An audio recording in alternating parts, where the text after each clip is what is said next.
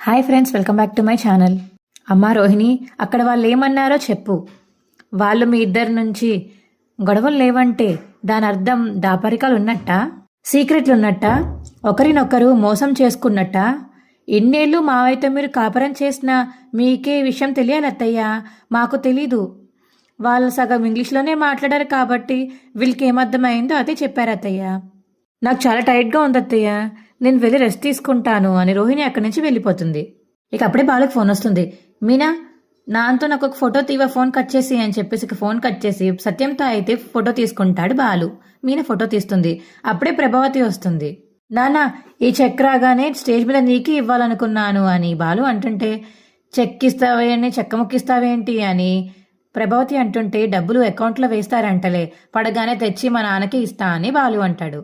మేం గెలిస్తే ఆ డబ్బు మీకే ఇవ్వాలనుకున్నాం మామయ్య అని మీనా అంటుంటే, నాకెందుకమ్మా, మీ కొడుకు ఒక్క రోజులో గెలుచుకున్న డబ్బు కదా నాన్న, గెలుచుకున్నది మీర్రా, మధ్యలో నేనేం చేశాను, మనం ఓడిపోయామని దెప్పి పొడుస్తున్నట్టున్నాడు అని చెప్పేసి ప్రభావతి అంటుంటే, నీకు అలా అర్థమైందా, ప్రపంచంలో ఏ మంచి వాళ్ళైనా నీకు మాత్రం చెడ్డగానే కనిపిస్తుంది ఏంటమ్మా అంటే, దాని బుర్ర ఎప్పుడో చెడిపోయిందని అర్థం రా అని సత్యం అంటాడు. మంచిని అర్థం చేసుకోలేని మట్టి బుర్రకు మంచి మాటలు మాత్రం ఏం అర్థం అవుతాయిరా, మట్టికి మొదటికి తేడా ఉంటుంది కదా. అదే నువ్వు పెంచిన పెద్ద కొడుకు లక్షలు మింగడమే తప్ప ఏనాడైనా తెచ్చి నీ చేతిలో పెట్టాడా? ఆ రోజు కూడా వస్తుందండి, వాడు మనల్ని విమానంలో తిప్పుతాడు, విమానంలో అని ప్రభావతి అంటుంటే, వాడంటే నీకు అభిమానం, ఆ కొడుకు కోడలు గెలిస్తే సంతోషపడేదానివి, ఈ కోడలు కొడుకు గెలిస్తే ఎందుకు భరించలేకపోతున్నావు? ఏ స్వార్థం లేకుండా వీడు గెలుచుకున్న డబ్బులు నాకు ఇస్తానన్నాడు, అది చాలు నాకు, నా కొడుకు కోట్లు విలువ చేసే మాట అన్నాడు, నా కడుపు నిండిపోయింది, నాకు డబ్బు వద్దు ఏమీ వద్దు అని సత్యం అంటాడు. కానీ డబ్బు మేము మాత్రం ఏం చేసుకుంటాం మావయ్య అని మీనా అంటుంటే, విన్నావా, ₹1,00,000 ఏం చేసుకుంటాము అని అడుగుతున్నారు అని ప్రభావతితో అంటాడు సత్యం. నిన్ను అడిగితే వడ్డీకి ఇస్తానని చెప్తావు, మనోజ్ని అడిగితే మింగేసి మంచినీళ్ళు తాగుతానంటాడు, కానీ నా కొడుకు కొడలు మాత్రం నాకే ఇస్తామంటున్నారు. చూడమ్మా, మీకోసం ఒక రూమ్ కట్టుకోవాలి కదా, అందుకు ఉపయోగించుకోండి అని సత్యం చెప్తాడు.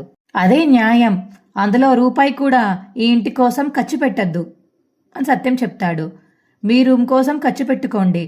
అవును కదా నాన్న, నువ్వు చెప్పింది బానే ఉంది నాన్న. మీనా, రా పైకెళ్ళి చూద్దాం అని బాలు అంటుంటే, ఇంకా గది కట్టలేదు కదండి, ఊరికే మీనా, పద ఈ ₹1,00,000 ఎంతవరకు కట్టొచ్చో లెక్కలేసుకుందామని చెప్పేసి బాలు అంటుంటే, అలాగే గృహప్రవేశానికి గూడెం తేవాలో దున్నపోతుని తేవాలో ఆలోచించుకోండి, ఎందుకు మన మనోజ్ గడు ఉన్నాడు కదా అని బాలు అంటాడు ప్రభావతితోటి. ఇక మీనా సత్యం నవ్వుతారు. దా మీనా, నీకు పైకి వెళ్ళిపోతారు బాలు మీనా.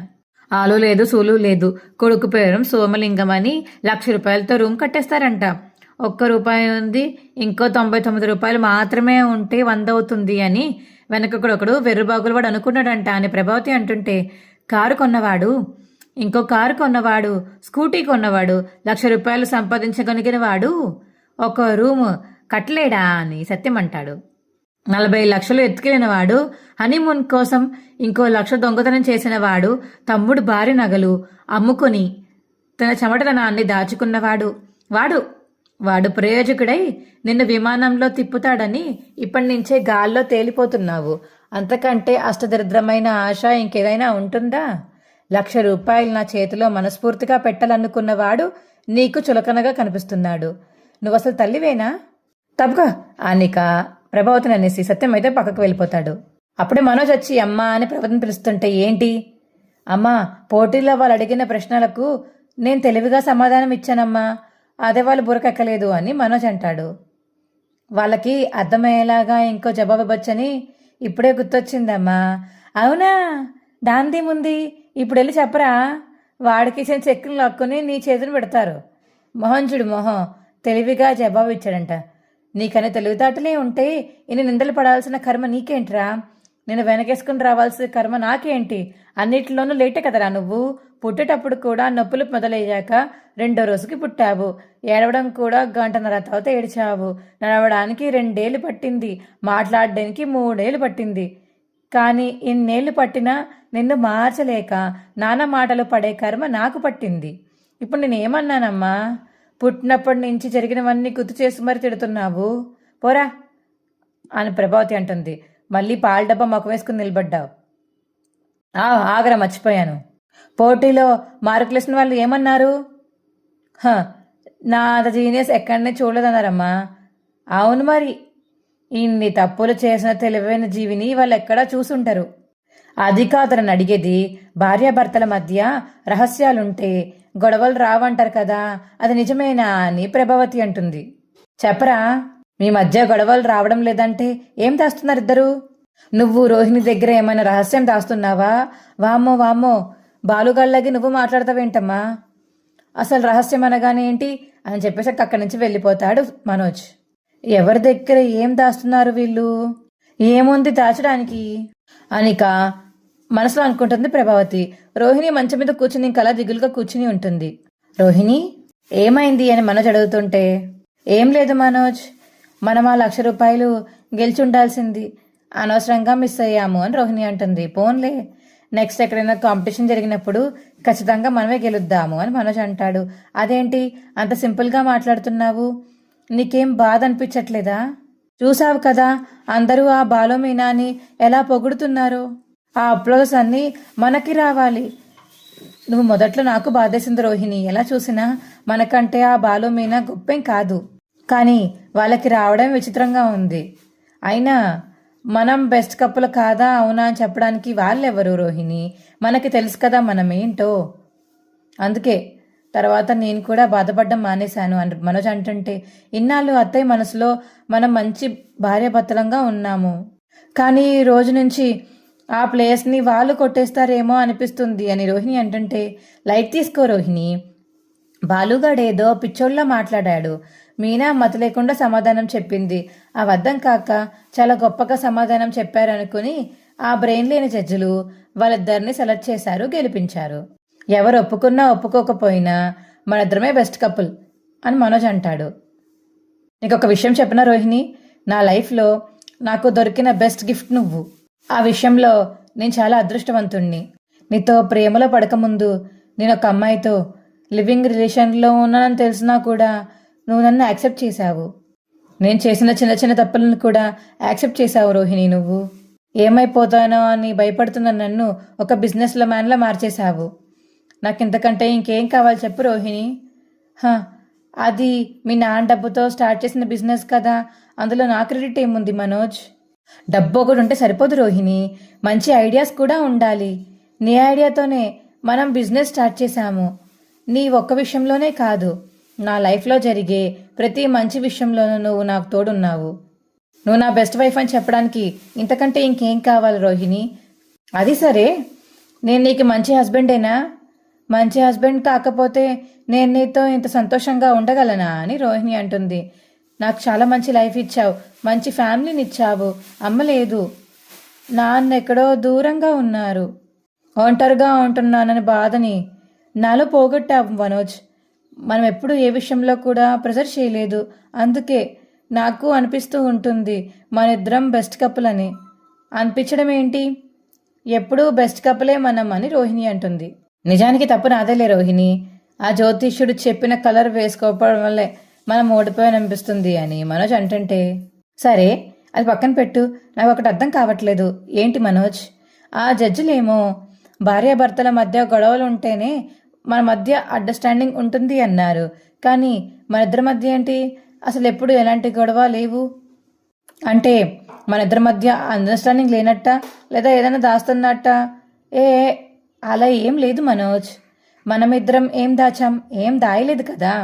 అలా అది కాదు రోహిణి, నేను ఎప్పుడైనా ఏదైనా చిన్న చిన్న తప్పులు చేసి నీ దగ్గర దాచినా తర్వాత దొరికిపోతూ ఉంటాను.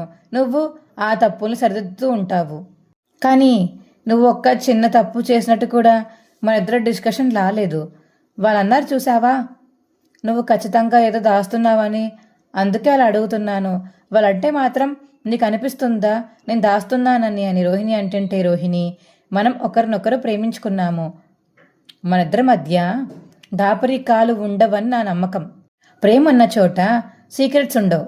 మళ్ళీ చెప్తున్నాను రోహిణి, నువ్వే నా బెస్ట్ వైఫ్, లైఫ్ అంతా మా ఇద్దరం ఇలానే ఉండాలి అని మనోజ్ అంటుంటే రోహిణి అలా చూస్తూ ఉండిపోతుంది. ఇంకా శృతి అయితే అలా మంచం మీద పడుకుని ఆలోచిస్తూ ఉంటుంది. మనం అక్కడికి వెళ్ళకుండా ఉండాల్సింది శృతి. గెలవలేదని బాధపడుతున్నావా? అలా అని కాదు శృతి, మన ఇద్దరం అండర్స్టాండింగ్లో ఉంటే బాగుండేది. మనం మిస్కమ్యూనికేషన్తో గొడవపడ్డాం అనవసరంగా. బాలు అన్నయ్య వదిన చూడు ఎంత కోఆపరేటివ్గా ఉన్నారో. వాళ్ళ అండర్స్టాండింగ్ చూసి అక్కడ ఉన్న వాళ్ళందరికీ ముచ్చటేసింది అని రవి అంటుంటే, మన అండర్స్టాండింగ్ కూడా బాగానే ఉండేది. నువ్వు నాతో చెప్పు ఉంటే. నాతో ఒక మాట కూడా చెప్పకుండా నీ ఇష్టానికి నువ్వే ఆలోచించుకొని నీ నోటికొచ్చిన సమాధానం చెప్పేశావు స్టేజ్ మీద. అసలు సమస్య అక్కడే మొదలైంది రవి. అందులో డిస్కస్ చేయడానికి ఏముంది? నువ్వే అన్నావు కదా స్పాంటినిటీ చూపించాలని. అందుకే నాకు అనిపించింది చెప్పాను. అయినా మన ఇద్దరం ఎప్పుడు ఒక మాట మీద ఉండమని నేను ముందే అన్నాను. అవసరం లేదు, ఓపెన్గా ఉంటే చాలు అన్నావు. ఒక్క మాట మీద ఉండుంటే ఇద్దరం చక్కగా ఒకే సమాధానం చెప్పేవాళ్ళం కదా అని రవి అంటే, నీ ఉద్దేశం ఏంట్రా అంటే, ఇద్దరం బెస్ట్ కపుల్ కాదా? నేను అలా చెప్పలేదు శృతి, కానీ అక్కడ ఉన్న వాళ్ళల్లో మనం బెస్ట్ కపుల్ కాదని వాళ్ళు ప్రూవ్ చేశారు కదా. మనం ముందే డిస్కస్ చేసుకుంటే బాగుండేదేమో. అయినా మనం అన్ని విషయాలు మాట్లాడుకున్నాం. నీకే అసలు ఏమీ గుర్తులేదు అని శృతి అంటుంటే, నాకెందుకు గుర్తులేదు? ఏం గుర్తులేదు చెప్పు అని రవి అంటుంటే, నాకు పిల్లల్ని కండం ఇంట్రెస్ట్ లేదని నీకు చాలాసార్లు చెప్పాను. నువ్వు రెస్టారెంట్ పెట్టుకోవాలన్నావు, కానీ అక్కడికి వెళ్ళి నాకు 4 పిల్లలు కావాలన్నావు. అలా ఎందుకు చెప్పావు అని శృతి అంటుంటే, మనం వద్దనుకుంటున్నామని అందరిలో చెప్తుంటే బాగోదు కదా. అది మన పర్సనల్ డెసిషన్ కదా. అందుకే మా కోసం అలా చెప్పాను. ఇప్పుడేమైంది? నువ్వు ఒక ఆన్సర్ చెప్పాను, నేను ఒక ఆన్సర్ చెప్పాను. ఫైనల్గా మనం ఓడిపోయామని శృతి అంటుంది. ఇదిగో ఇలా మాట్లాడి అక్కడ అనవసరంగా గొడవ చేశావు, ఓడిపోయేలా చేశావు. అంటే ఏంటి రవి, నా వల్లే గెలవలేదంటావా? ఓకే, అలాగే నువ్వు అన్నావు కదా. సరే శృతి, నీకు నా మీద కోపం రావట్లేదా? నువ్వు నన్ను ఏమీ అనలేదా? నేను ఒక్కడిని నేను అడుగుతావని ఫీల్ అవుతావేంటి? నేను ఫీల్ అవుతుంది మనం ఓడిపోయినందుకు కూడా కాదు రవి. అంతమందిలో మన ఇద్దరం 4 పిల్లల్ని కలనన్నావు కదా, అందుకే నాకు కోపం వచ్చింది. నేను ఇప్పటికిప్పుడు కందామని చెప్పలేదు కదా. ఏదైతే ఏంటి రవి, అయినా నేను నీకు పిల్లల్ని కనిపించే మిషన్లా కనిపిస్తున్నానా? నేను వద్దు వద్దు అంటుంటే నువ్వు పిల్లలు పిల్లలు అంటావేంటి? అయ్యో, నువ్వు ఇంత సీరియస్గా తీసుకుంటావని నేను అనుకోలేదు శృతి. ఎందుకు ఇంత మాట్లాడుతున్నావు? ఓహో, అంటే నేను నీకు సీరియస్గా తీసుకోవాల్సిలా అనిపించట్లేదా నీకు అని శృతి అంటుంటే, అది కాదు శృతి, ఎందుకు ఇంత వితండవాదం చేస్తున్నావు? నేనేం మాట్లాడుతున్నానో అర్థం చేసుకోవడానికి ట్రై చేయి. నేను మాట్లాడేది నీకు అర్థం కాదు, నేను మాత్రం అర్థం చేసుకోవాలి. ప్రతి ఒక్కరూ అమ్మాయికి పెళ్ళవ్వగానే వెంటనే పిల్లల్ని కనేయాలి, తల్లైపోవాలి, వాళ్ళని సాకాలి, ఇదే ఆలోచిస్తారు. కానీ వాళ్ళకి ఏది ఇష్టం, వాళ్ళు అసలు ఏమవ్వాలనుకుంటున్నారు, వారి కెరీర్ని ఎలా ప్లాన్ చేసుకోవాలనుకుంటున్నారు, ఇవేమీ చూడరే. కాలం మారుతున్నా ఈ మనుషులెందుకు మారట్లేదు రవి? చూడు శృతి, నువ్వు ఓవర్ ఇమాజినేషన్ చేసుకుంటున్నావు, అందుకే నీకు అలా అనిపిస్తుంది. ఇక్కడ ఎవరి లైఫ్ వాళ్ళది, ఎవరి నిర్ణయాలు వాళ్ళవి. పిల్లల్ని కనాలా వద్దా అనేది ఆ భార్యాభర్తలు ఇద్దరి మధ్య ఉన్న అండర్స్టాండింగ్ బట్టి ఉంటుంది. నేను చెప్పింది నీకు ఏదైనా తప్పుగా అనిపిస్తే ఐఎమ్ సారీ అని రవి అంటాడు. నాకు అసలు పిల్లలే వద్దు, ఓకేనా? లేదు, అంతా నీ ఇష్టమేనా? నాకు ఇప్పుడు పిల్లలు కావాల్సిందే అని శృతి అంటుంది. ఏంటి అలా చూస్తున్నావు? పోన్నిలే, కనీసం ఈ మాటకైనా ఓకే చెప్పిందని మనసులో అనుకుంటాడు రవి. చెప్పు రవి, ఏంటి అలా చూస్తున్నావు? ఏం లేదులే, ఏం లేదు అని పడుకుంటాడు ఇక రవి. ఇక శృతి కూడా పడుకుంటుంది. బాలు అయితే కూర్చుని పాటలు వింటూ ఉంటాడు. ఏవంటే నేను వినేలా పాడచ్చు కదా, నువ్వు వినేలా నేను పాడితే లేడీలాగా 120 స్పీడ్లో పాడిపోతావు అని చెప్పేసి ఇక బాలు అంటాడు, ఏంటండి ఆ పాట? అందరూ బాగుండాలి, అందులో మనం ఉండాలి అని అర్థం వచ్చే పాట.